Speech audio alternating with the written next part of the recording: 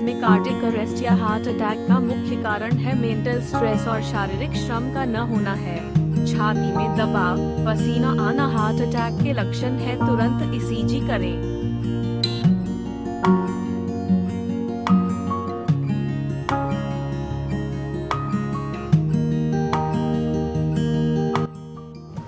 दर्शकों, इस वक्त हमारे समक्ष है डॉक्टर शैलेंद्र गांजेवार।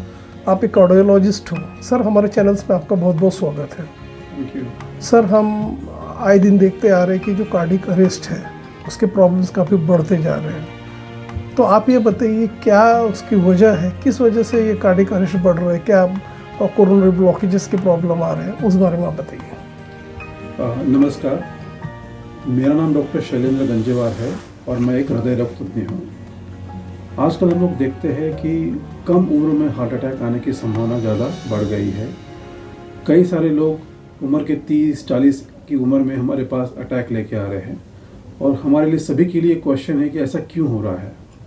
तो उसके सारे जो मेन कारण हम लोग गिन सकते हैं, उसमें एक तो है मेंटल स्ट्रेस और लैक ऑफ फिजिकल एक्टिविटी, यानी मानसिक तनाव बढ़ना और जो व्यायाम होने चाहिए शरीर को वो न मिलना। ये हो गया एक एक्स। दूसरा है, और जो सबसे इम्पोर्टेंट है, वो तंबाकू का सेवन, स्मोकिंग। स्पेशली विदर्भ रीजन में खर्रा नाम का एक प्रचलित तंबाकू यूज़ किया जाता है और इसके सेवन के कारण से यंग लोगों में अटैक आने की संभावना काफ़ी ज़्यादा बढ़ गई है। तीसरा, हम लोग समझते हैं कि बाहर का होटल का खाना, स्पेशली नॉनवेज खाना, रेड मीट का प्रयोग, डीप फ्राइड चीज़ें खाना जैसे बर्गर, पिज़्ज़ा, समोसा, तो इन चीज़ों से कोलेस्ट्रॉल का बढ़ जाना और उसकी वजह से ब्लॉकेज होना। चौथा होता है शुगर, डायबिटीज़ और ब्लड प्रेशर। हम लोग सब जानते हैं कि भारत जो है दुनिया का डायबिटीज़ कैपिटल बन गया है और उसका कारण भी यही है, हाई कैलोरी फूड और लैक ऑफ फिजिकल एक्टिविटी। तो इन कारणों की वजह से हम लोग आजकल देख रहे हैं कि काफ़ी सारे यंग लोग अटैक और कार्डियक अरेस्ट लेके आते हैं।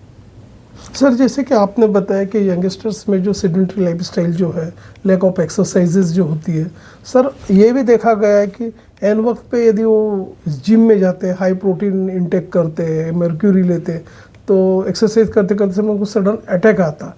तो सर आप बताइए, जब उनको अटैक ऐसा आता है तो ऐसे समय जो गोल्डन पीरियड रहता तो उसका कैसा सदुपयोग किया जाए, उस बारे में बताइए। यस, तो जो हम लोग गोल्डन आवर कहते हैं या गोल्डन पीरियड कहते हैं अटैक आने के बाद, इसमें हमको ये समझना है कि जब भी हमको लगता है कि छाती में काफ़ी दबाव बढ़ गया है, पसीना आ रहा है, अनईजी लग रहा है, तो ये यूजुअली अटैक के लक्षण होते हैं। तो ऐसे में तुरंत ही जो नज़दीकी डॉक्टर है उनके पास जाके एटलीस्ट ईसीजी करवाइए और कुछ डोसेज, कुछ गोलियां देनी पड़ती है जैसे एस्पिरिन, टिकाग्रिलोल, क्लोपिडोग्रेल, ये जो ब्लड थिनर की दवाइयाँ इमरजेंसी में देनी पड़ती है। और फिर वो प्राइमरी ट्रीटमेंट करने के बाद आप बड़े अस्पताल में या आपके डॉक्टर के पास चले जाइए। तो सबसे इम्पोर्टेंट है जाके ईसीजी करवाना। मैक्सिमम लोग हार्ट के सिम्टम्स को एसिडिटी समझ के बैठ जाते हैं और वो कुछ इनो पिएंगे, कुछ गोली खाएंगे और जब रिस्पॉन्स नहीं मिलता है तब डॉक्टर के पास जाते हैं। तो हमको ये समझना पड़ेगा कि एसिडिटी और हार्ट के लक्षण थोड़े से अलग होते हैं और अगर हमको डाउट है कि ये हार्ट का हो सकता है तो तुरंत डॉक्टर के पास जाके एक ईसीजी करवाइए और प्राइमरी ट्रीटमेंट आप ज़रूर लीजिए। जैसे कि आपने बताया, जैसे कोरोनरी ब्लॉकेज जो होते हैं, आप बताइए, अभी जैसे अभी हाई कोलेस्ट्रॉल रहता, हाइपरटेंशन रहता, तो जो गुड कोलेस्ट्रॉल, बैड कोलेस्ट्रॉल, उसका कितना इफेक्ट हो सकता है, उस बारे में थोड़ा बताइए। तो एक बहुत अच्छा सवाल है ये। हम हमेशा सलाह देते हैं कि जिनकी भी उम्र 35 के ऊपर हो गई है उन्होंने अपने कोलेस्ट्रॉल की जांच करवाना ज़रूरी है, जिसको हम लोग कहते हैं लिपिड प्रोफाइल। और दूसरी जांच होती है ट्रेडमिल टेस्ट। तो हर साल एक बार ट्रेडमिल टेस्ट और लिपिड प्रोफाइल ज़रूर करना चाहिए। जब लिपिड प्रोफाइल हम लोग करते हैं तो उसमें हम लोग देखते हैं कि आपका बैड कोलेस्ट्रॉल यानी एलडीएल कोलेस्ट्रॉल कितना है और गुड कोलेस्ट्रॉल या प्रोटेक्टिव कोलेस्ट्रॉल कितना है। जो एलडीएल कोलेस्ट्रॉल वो हमेशा 100 के नीचे मेंटेन रखना चाहिए और जो गुड कोलेस्ट्रॉल, हम जिसको कहते हैं एचडीएल कोलेस्ट्रॉल, वो 45 के ऊपर हमने मेंटेन करना चाहिए। अगर ये नहीं हो रहा है तो उसके लिए कुछ गोलियां अवेलेबल है। डाइट, एक्सरसाइज और गोलियों से हम ये टारगेट्स अचीव कर सकते हैं। शहर और विदर्भ और अंतर्राज्यीय दर्शक डॉक्टर शैलेंद्र गंजेवार, जो कि आप कार्डियोलॉजिस्ट हो, हृदय रोग तज्ञ हो, आपको डायरेक्ट हमारे जो दर्शक है लाइव देख रहे हैं।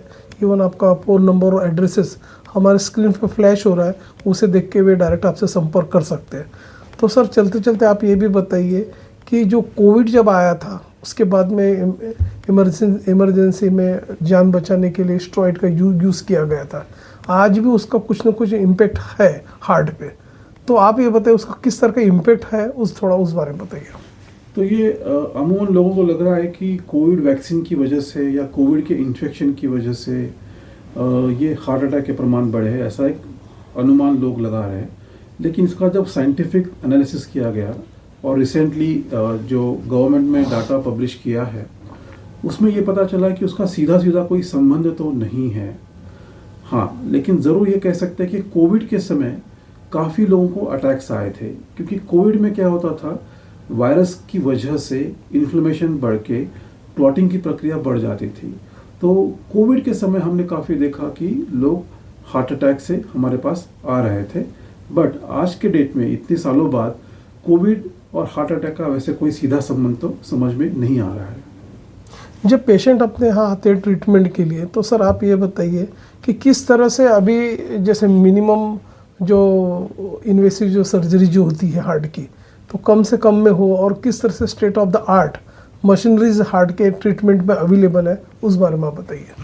तो मुझे बताने होते खुशी हो रही है कि हम जो है आजकल सभी एडवांस टेक्नोलॉजी का यूज़ करके एंजियोप्लास्टी या बाईपास सर्जरी कर पाते हैं, और नागपुर में ये सुविधा अवेलेबल है।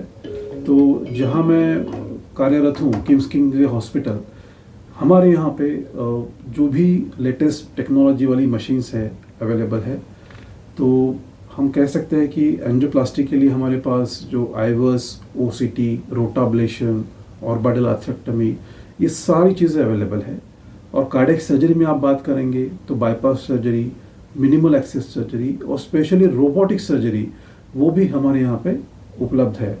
तो इन नए टेक्निक्स की वजह से आजकल हम लोग बहुत सारे ऑपरेशंस जल्दी और मोर इफेक्टिवली कर पा रहे हैं, और हमारे पेशेंट्स भी जल्दी रिकवर होकर घर जा पा रहे हैं। तो नई टेक्नोलॉजी का यूज़ करने के बाद हमारी कार्यक्षमता बढ़ गई है और हमारा सक्सेस रेट काफ़ी बढ़ गया है। सर जैसे कि आप शहर के हृदय रोग विशेषज्ञ हो, प्रसिद्ध हृदय रोग विशेषज्ञ हो, कई तरह की उपलब्धि आपके नाम रह चुकी है। तो सर आप ये बताइए किस तरह के आपने अब तक के रेयर सर्जरी हार्ट से रिलेटेड किया हुआ है, किस तरह से आपका ट्रीटमेंट का एक दायरा रहा है, उस बारे में थोड़ा बताइए। तो एज अ कार्डियोलॉजिस्ट हम लोग स्पेशलिस्ट है एंजियोग्राफी, एंजियोप्लास्टी करने में। और आजकल एंजियोप्लास्टी में भी बहुत सारी टेक्निक्स आई है। जैसे मैंने कहा कि कार्डियोवास्कुलर इमेजिंग में हम लोग आजकल आईवर्स और ओसीटी नाम की टेक्निक्स यूज़ करते हैं, जिससे हम लोग ब्लॉकेज को अंदर से बहुत अच्छे से देख पाते हैं और अप्रोप्रिएट स्टिंटिंग उसमें कर सकते हैं। सेकेंडली, आजकल जो ब्लॉकेजेस हम लोग देखते हैं उसमें कैल्शियम का प्रमाण काफ़ी ज़्यादा होता है। तो कैल्शियम जब भी होता है तो उसको ट्रीट करने के लिए हमारे पास रोटाब्लेशन है और बडल आर्थरेक्टमी नाम की डिवाइसेस अवेलेबल है। तो इनके कारण हम लोग डिफ़िकल्ट से डिफ़िकल्ट एंजियोप्लास्टी आज से कर पा रहे हैं। तीसरा जो डेवलपमेंट है वो है वैल्व्स में। तो अगर किसी की वैल्व सिकुड़ गई है, एओर्टिक वैल्व, तो टावी नाम की प्रोसीजर करके बलून से हम उसको वैल्व को चेंज कर पाते हैं बिना सर्जरी के। चौथा डेवलपमेंट है जिनके वैल्व में लीक है, माइट्रल वैल्व में लीक है, तो आजकल क्लिप्स अवेलेबल है जो क्लिप करके हम लोग वो वैल्व की लीकेज को बंद कर सकते हैं बिना सर्जरी के। तो इंटरवेंशनल कार्डियोलॉजी एक उन्नत शास्त्र है, इसमें दिन ब दिन रोज डेवलपमेंट्स हो रही है, नई नई दवाइयाँ, नई टेक्निक्स आ रही है, जिससे हम लोग आज एंजियोप्लास्टी बहुत सेफ्टी के साथ कर पाते हैं। ऑलमोस्ट 95-98% तक का सक्सेस हम लोग दे पाते हैं। सर जैसे कि यंगस्टर्स में एक हेक्टिक लाइफस्टाइल हो चुकी है और उसकी वजह से ब्लॉकेजेस की भी प्रॉब्लम्स काफ़ी बढ़ रहे हैं, तो यंगस्टर्स के लिए एक जनमानस में आपका एक ऑडियंस के लिए क्या मैसेज होगा? यस, तो जो वर्क लाइफ बैलेंस करना बहुत ही ज़रूरी है हमारे लिए। हम लोग कहते हैं कि 8 घंटे का नींद, 8 घंटे का काम और 8 घंटे का लेजर एक्टिविटीज़ और एक्सरसाइजेस, तो ये फॉलो करना हमारे लिए बहुत ज़रूरी है। तो 8 घंटे की नींद होना बहुत ज़रूरी है, उतना माइंड और अपना बॉडी रिलैक्स हो जाएगा। 8 घंटे का काम कीजिए और 8 घंटा exercise, physical activities, day to day activities में आप रख सकते हैं, जिसमें आप आपके हॉबीज़ डेवलप कर सकते हैं। किसी को संगीत में रुचि है, किसी को जिम जाने में रुचि है, किसी को स्विमिंग में रुचि है, तो कोई ना कोई रुचि आपको डेवलप करनी पड़ेगी। तो वर्क लाइफ बैलेंस मेंटेन करना बहुत ज़रूरी है। तो जितनी ज़रूरी अपने को फिज़िकल हेल्थ है, उतनी ही मेंटल हेल्थ भी बहुत ज़रूरी है। और कोई भी अगर एंजाइटी, डिप्रेशन इसके शिकार है तो तुरंत अपने एक्सपर्ट्स का राय लेना चाहिए, उनसे ट्रीटमेंट लेना चाहिए। उसमें कोई हिचकिचाना नहीं चाहिए कि अरे मुझे एंजाइटी या डिप्रेशन है तो मैं किसको कैसे बताऊं। तो इससे हिचकिचाए मत, जो भी प्रॉब्लम्स है मेंटल हेल्थ इश्यूज़ के, उसको एड्रेस कीजिए। तो दर्शकों, ये थे डॉक्टर शैलेंद्र गंजेवार, जो कि आप एक कार्डियोलॉजिस्ट हो, और जैसे कि आपने बताया कि किस तरह से हेल्दी लाइफ रखी जाए और फिटनेस में हार्ट का फिटनेस किस तरह से बनाया जाए, और जो कि आपने पूरा डिटेल्स में बताया, और हर तरह का चिकित्सा सुविधा उपलब्ध है अपने हॉस्पिटल में, और आपने अपना समय हमारे चैनल के लिए दिया सर, उसके लिए आपका धन्यवाद। धन्यवाद। Thank you sir. एक बार